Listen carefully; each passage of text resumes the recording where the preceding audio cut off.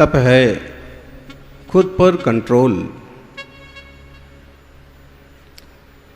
तप है खुद पर कंट्रोल रखना, हर हाल में पॉजिटिव रोल रखना। तप है खुद पर कंट्रोल रखना, हर हाल में पॉजिटिव रोल रखना। तप है खुद को लिमिट में रखना, गलत आदत से सिमट के रहना। भूख प्यास सहना ही तप का रूप नहीं है, इच्छाओं को त्यागना ही तप का सच्चा स्वरूप सही है। मन बच काया को जो साध ले इंसान, वही पाता है जीवन में मोक्ष का मान, वही पाता है जीवन में सबसे ऊंचा सम्मान। इच्छा निरोधस तपः, इच्छाओं का निरोध करना तप है। इच्छा जाहु नियत्ता, ताह नियत्ताई सब दुखाइम। इच्छाए नंथी अंतो, सो साहु जो ना सेवदे इच्छा। इच्छा जाहु नियत्ता, ताह नियत्ताइम सब दुखाइम सर्व संसारम। इच्छाओं का कोई अंत नहीं है, और साधु वो है जो इच्छाएं नहीं रखता। जिसने इच्छाओं को जीत लिया, समझ लो उसने संसार को जीत लिया। जे आशा के दास हैं बे दुनिया के दास।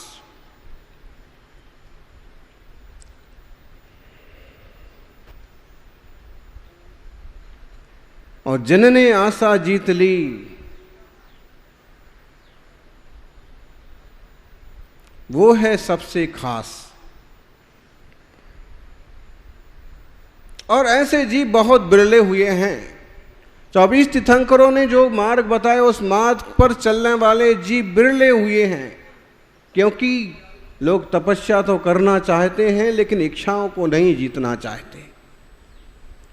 दुनिया में कई लोग तो तपस्या ही इस तरह की करते हैं, इच्छाएं पीछे दबी रहती हैं और वो तपस्या करते रहे, इंद्रियों को कुचल देते हैं। इंद्रियों को कुचलने से तपस्या नहीं होती है, इंद्रिय विजय करने से तपस्या होती है।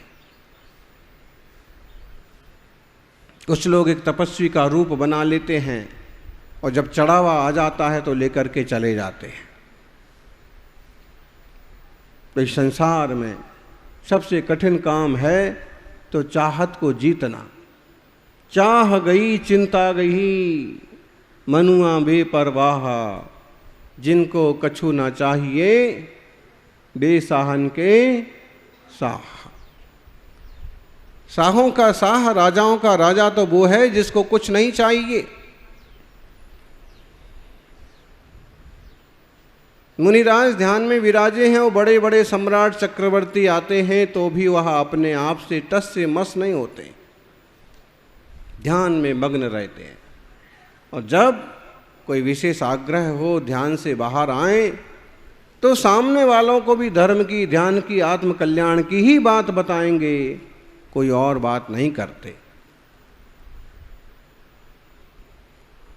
तप है भीतर के विकारों से लड़ना। तप है अपने अहंकार को तोड़ना। इंद्रियों का संयम तो पहला कदम है। आत्म तप से ही जीवन का होता आनंद घन है। आत्मार्थियों, 10 धर्मों में क्षमा, मार्दव, आर्जव, शौच, सत्य, संयम, यहाँ तक की चर्चा करना, इस पर प्रवचन देना और इसको थोड़ा जीवन में उतारना, ये भी बहुत आसान है। लेकिन जब तपस्या की बात आती है, तप शब्द आता है, उत्तम तप धर्म की बात आती है, तो लोगों को सूझता नहीं कि इस पर क्या बोला जा सकता है, इस पर प्रवचन कैसे हो सकता है। तो जो लोग तपस्या के बारे में नहीं जानते भी अगर तपस्वी सम्राट के बारे में जान लें तो सब कुछ जान लेंगे। दुनिया का, देश का आज कोई विरला ऐसा मंच होगा जहां तपस्वी सम्राट आचार्य श्री सन्मति सागर जी महाराज का जीवन चरित्र पेश नहीं किया जा रहा होगा। क्यों? क्योंकि इच्छा निरोधा तपा, इतने से में निपट गया पूरा तप धर्म, पूरा हो गया। अब उदाहरण और कहानियां और कथाएं कहां से ढूंढ के लाएं? कुछ ऋषियों की कथाएं मिलती हैं तो तपस्या करते करते वो फिसल जाते हैं। तीर्थंकरों के चरित्र मिलते हैं तो बहुत विस्तार और गहराई से नहीं मिलते हैं। 1 साल तपस्या की ऋषभदेव भगवान ने, 1000 साल तपस्या की बाहुबली ने, 1 साल तपस्या की पार्श्वनाथ स्वामी ने, कठिन तपस्या की, 7 दिन का उपसर्ग जीता। लेकिन जब हम तप, और तप में भी 12 प्रकार के तप को विस्तार से समझना चाहें तो तपस्वी सम्राट सन्मति सागर जी से बढ़िया कोई उदाहरण समझ में नहीं आता।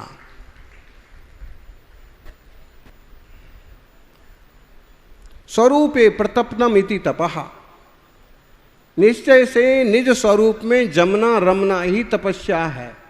लेकिन व्यवहार से इच्छाओं का निरोध करना, बाह्य पदार्थों का त्याग करना, अंतरंग और बहिरंग तपों को तपना, वह तपस्या है। आचार्य देव वहाँ स्वामी ने तत्वार्थ सूत्र में बाह्य तप के 6 भेद बताए। अंसनाव मौदर्य वृत्ति परिसंख्यान रस परित्याग विविक्त सयासन काय क्लेशा बाह्यम तपा। सबसे पहला तप कौन सा है? अनशन तप। अनशन तप का मतलब, अनशन का मतलब होता है उपवास। आजकल इस पर रिसर्च हो रहा है, इस पर वैज्ञानिक लोग खोज कर रहे हैं और कई रिसर्च पेपर छप चुके हैं, प्रकाशित हो चुके हैं, जिनमें ये सिद्ध किया गया कि तपस्या करने से स्वास्थ्य सुधरता है। हफ्ते में 1-2 दिन उपवास कर लेने से बॉडी मेंटेन होती है, बीमारियां खत्म होती हैं।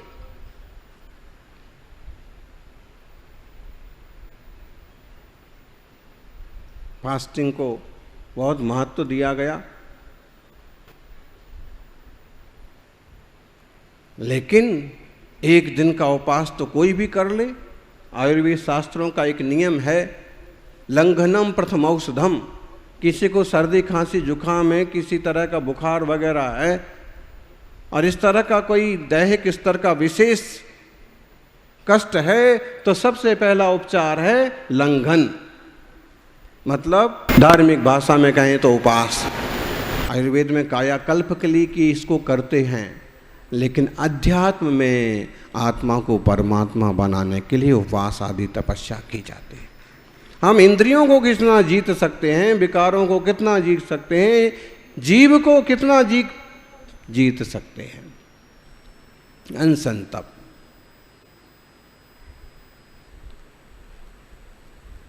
अनशन तप को करने वाली महान तपस्वी सम्राट आचार्य सन्मति सागर जी, जिन्होंने अपनी जिंदगी में 10,000 से ज़्यादा उपवास किए, 10,000 दिन, मतलब उनकी टोटल जिंदगी का आधा भाग तपस्या में गया। आधे से ज़्यादा टोटल जिंदगी का 72 साल जितना जीवन है उनका, तो 72 साल में से लगभग 35-36 साल जैसा जीवन उपवासों में गया टोटल जीवन का। और तपस्वी जीवन का तो 3 भाग जीवन तपस्या में गया, 3 भाग जीवन उपवासों में गया और 1 भाग जितना आहार, मतलब जितने जीवन में मुनि पर्याय में आहार हुए उससे ज्यादा उपवास हुए। तन मिला तो तप करो, करो कर्म का नाश, सूर्य चांद से भी अधिक तुझमें दिव्य प्रकाश। और वो तप उन्होंने किया।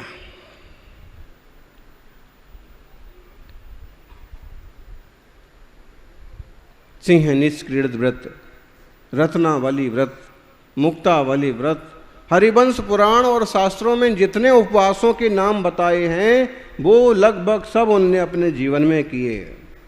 जिस भी गांव शहर में उनका जाना हुआ, चातुर्मास हुआ, वहीं के लोग बताते हैं कि यहाँ ऐसे उपवास करते थे। जीवन के अंतिम 11-12 साल हमने भी देखा, एक आहार, एक उपास, एक आहार, 2 उपास, एक आहार, 3 उपास, एक आहार, 4 उपास जैसी तपस्या पूरे चातुर्मास में लगातार। ऐसे अद्भुत तपस्या के धनी। और सिर्फ उपवास करके नहीं रह जाते थे, जो साधु की चर्या है वो भी करते थे, जो स्वाध्याय है वो भी होता था। अनशन तप अकेला नहीं उन्होंने किया, अवमोदर्य तप भी किया। भोजन कम लेना, अब भोजन जैसी चीज़ें तो वो बहुत कम लेते थे, केले की टिकिया, उबली हुई लौकी, इस तरह की चीज़ें चलती थी, अन्न का त्याग था। तो अवमोदर्य, भूख से कम लेना, आधा पेट भोजन करना, वो भी करते थे।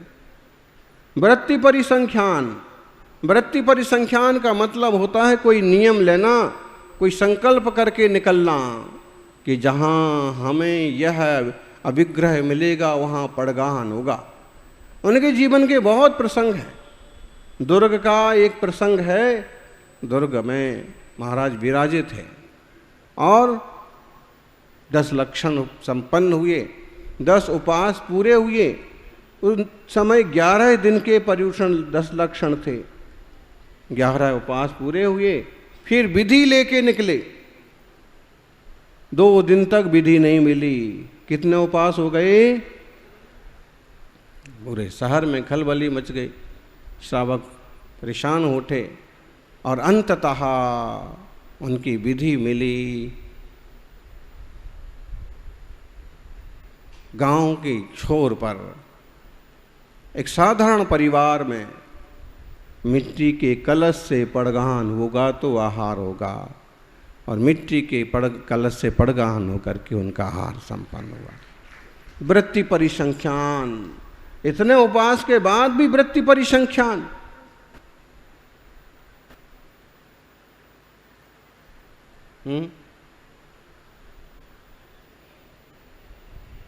कठिन कठिन अभिग्रह लेते थे।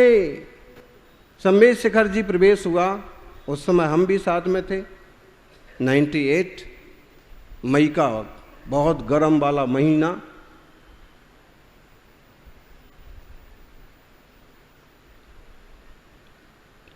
मई के आखिरी दिनों की बात है। जिस दिन प्रवेश हुआ उन्होंने पता नहीं क्या मन में ठान लिया, और वो तब दूध लेते थे। दूध, पानी, केले की टिकिया, केले की रोटी और लौकी और 1-2 ड्राई फ्रूट। लेकिन उनने उस दिन कोई संकल्प कर लिया, पहली अंजुलि में दूध मिलेगा तो दूध लेंगे, नहीं तो जिंदगी भर दूध का त्याग। पहली अंजुलि में दूध कौन देता है? पानी देते।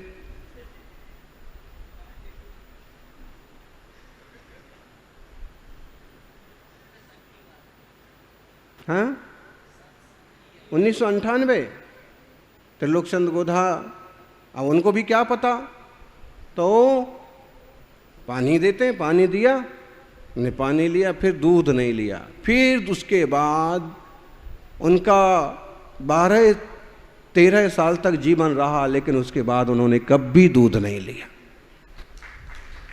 ऐसा खतरनाक वृत्ति परिसंख्यान, रस का नियम और रस परित्याग। फिर चौथा तप अनशन भी है, अवमदरी वे वृत्ति परिसंख्यान, रस परित्याग भी था। रस परित्याग तो जब ब्रह्मचर्य व्रत लिया तो नमक का त्याग कर दिया। नमक एक रस है, उसके बिना भोजन ही नहीं होता है दुनिया वालों का। बूढ़े बूढ़े लोग आते हैं, बोले और सब छोड़ देंगे लेकिन नमक नहीं छोड़ सकते।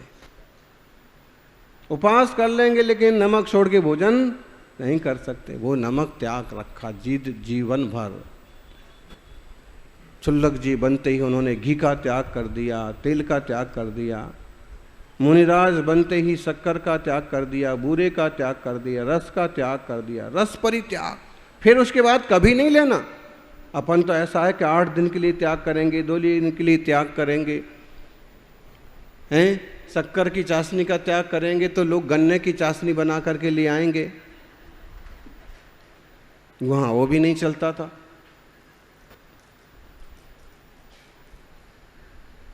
रस परित्याग,